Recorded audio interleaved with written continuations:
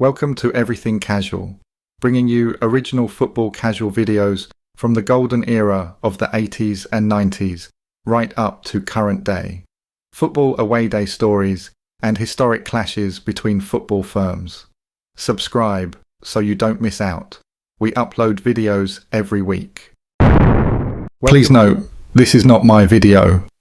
It was created by Underworld UK, one of the leading true crime YouTube channels.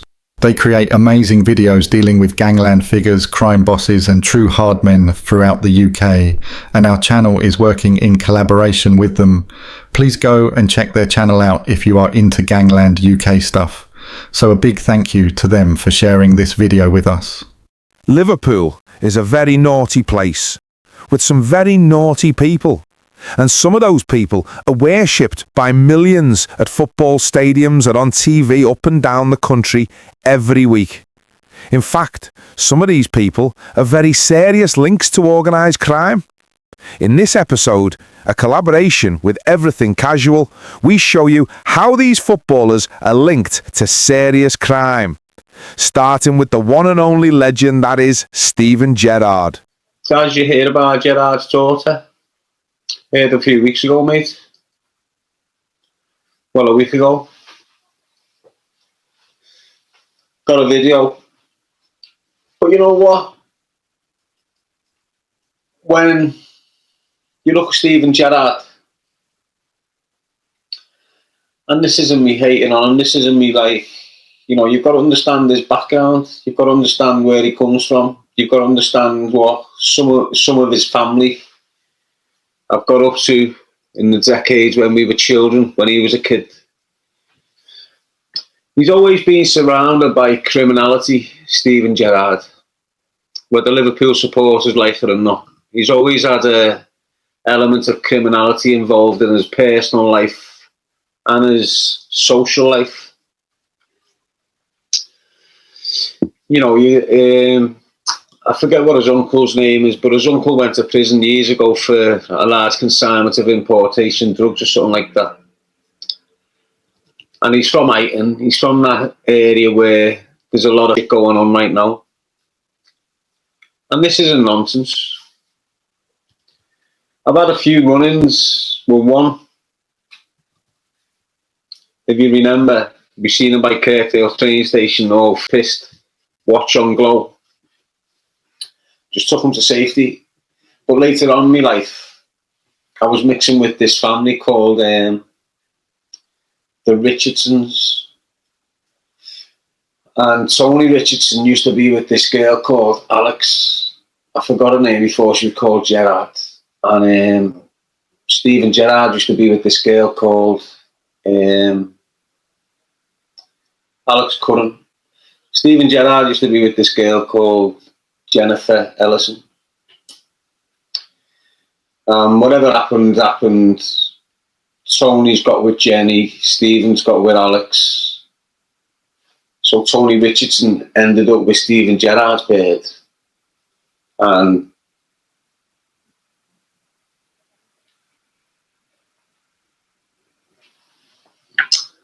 Tony Richardson. So Tony Richardson ended up with Gerrard's bird, which was Jennifer.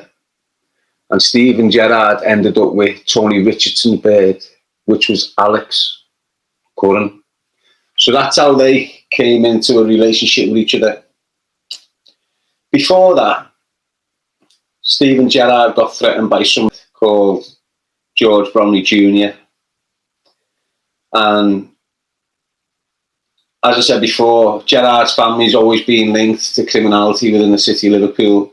So that family's turned to that John Kinney, who was shot dead while taking his dog for a walk.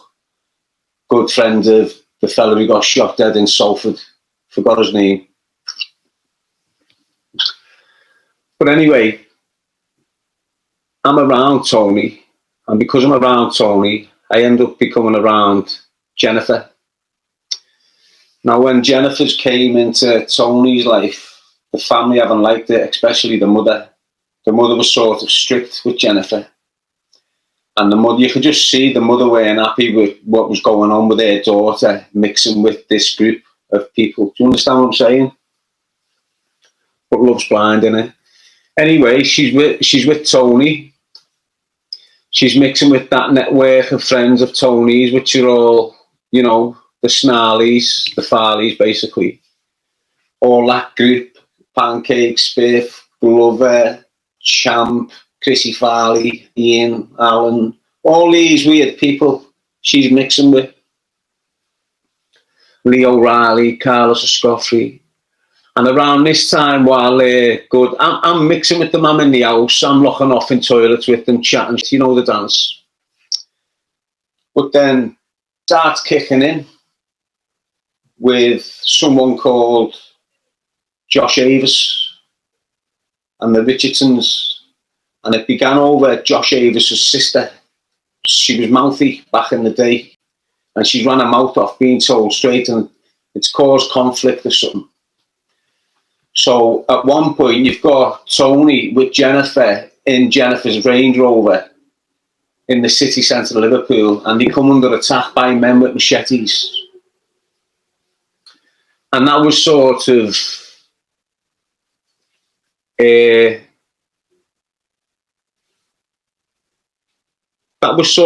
way into the madness that she shouldn't have been in. Do you understand? It derailed her career. Every so often you'd see her with a black eye.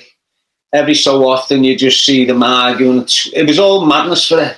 It got to the point where Lee O'Reilly and Carlos Escoffrey started getting into trouble with the Lynch family. The Lynch family owned the first gay bar in Liverpool, which was called Gangland's, and the 051 nightclub. One night, Lee O'Reilly's gone to the club. They've refused them entry. It's gone off on the step, and from there, a little war proceeded. And in the process, you had Jenny Ellison getting IEDs placed under the bonnet of a car, under the wheel arches of a car by the Lynches or the Lynches associates. She had her house shot up. They were just targeting her because she had this sort of celebrity status. So they started targeting her, and it was damaging her in her career. But because love's blind, she just stayed with him for years and years until eventually whatever happened to her. But me being around them, not tight, not on them up there, but being around them all the time, you could see it was messy. She was getting treated like, you know, I think she even employed him and was giving him so much money. And then the reason why they broke up is because Tony Richardson then went and banged, I think it was John Terry's mother.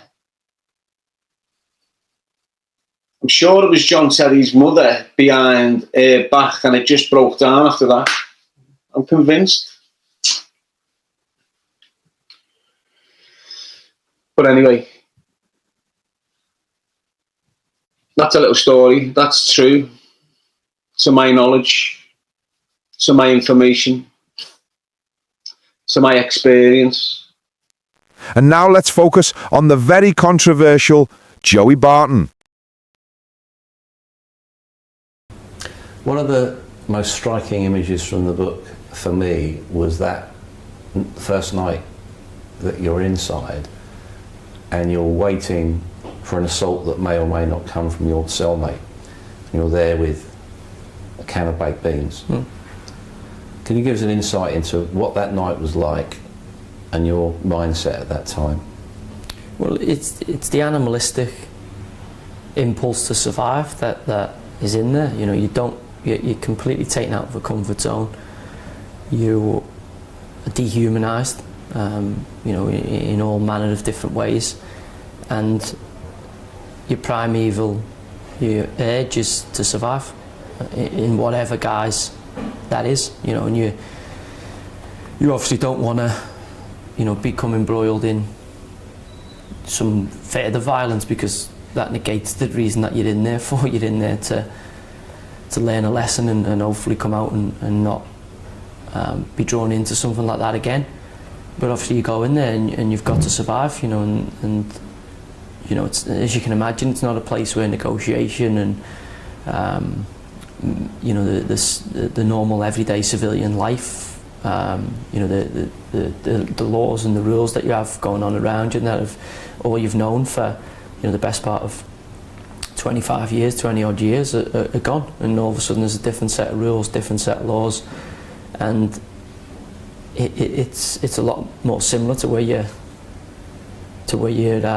grew up, or certainly the darker parts of where you grew up. And you know, your old instincts kick in, and you know, go into a cell, and obviously as I'm walking across the yard at Strangeways, you know, thanks to the immediate interest in me, you know, people knew I was coming a couple of days before I knew I was going myself, such as the you know, the covert operations that are ran by the prison system. And you know, people saying, Barton, you're going to get slashed, this is the X, Y and Z's going to happen to you. And obviously at that stage, you know, you're thinking this could well happen. And I mean, I've always been a believer in, you know, the person who tells you he's going to punch you in a bar is probably the person who doesn't end up, you know, it doesn't punch you. It's the person who doesn't tell you he's going to punch you and just walks over and smacks you straight in the faces. So, you know, knowing that from the school playground and the threats, and that was, you know, usually people who had no intention of carrying that out. And I'd received a couple of death threats in letters and stuff like that, and I was like, well, it's quite convenient of you to tell me that you write to me to tell me that you're going to kill me at some point. Someone sticking a blade in you, or you know, as I said, my brother lost 17 years of his life from 17 because his mate, who's his cousin at the time, thought it'd be a fantastic idea when they were having a fucking scrap to pull an ice axe out and swing it into somebody, and it stuck in his head, and he ruined not only his life, but lots of people's lives off the back of that fucking stupid decision.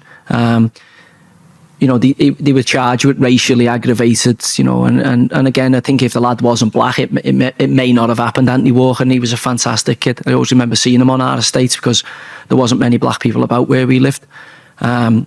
And to see the way his family and his mum and all that have conducted themselves in the aftermath of it, you know, I mean, I'd struggle to do that. You know, I'd want an eye for an eye.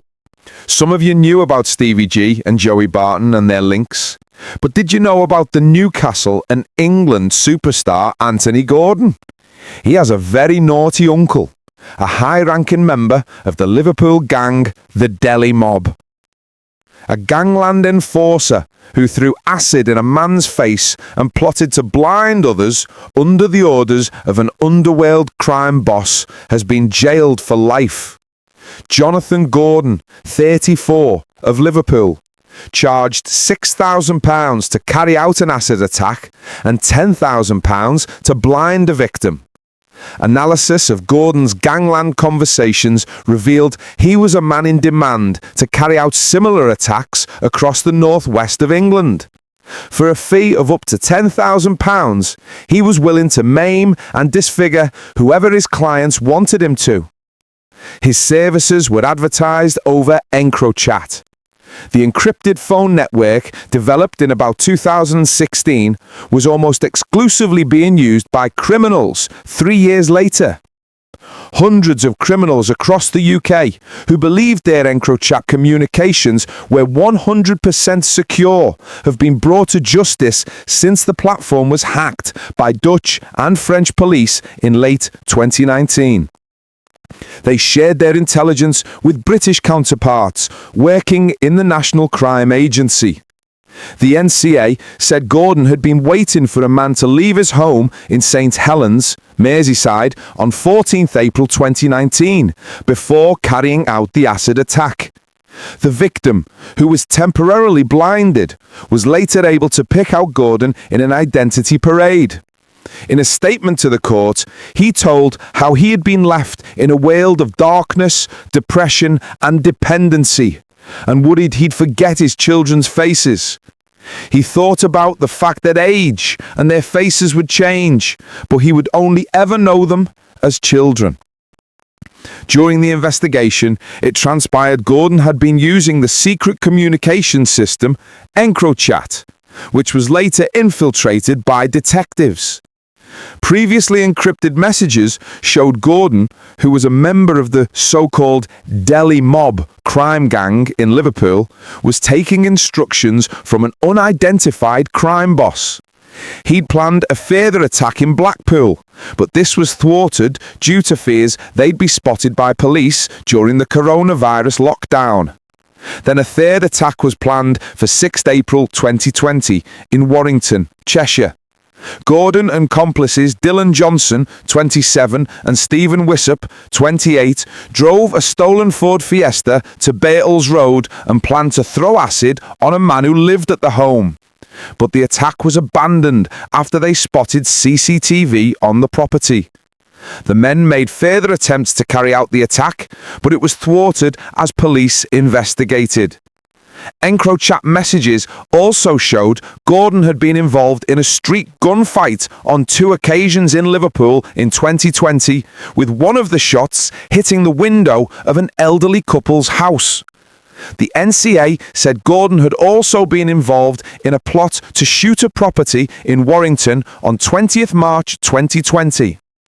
Ben Rutter, NCA operations manager, said Gordon was a terrifyingly dangerous offender who was totally unconcerned about blinding someone for money. Thank you for taking the time to watch this video. If you subscribe, you will be notified when we release a new video. It could be your firm we make a video about next, so don't miss out and hit the subscribe button. You can find me on Facebook or email me if you have a good story to tell. See you next time.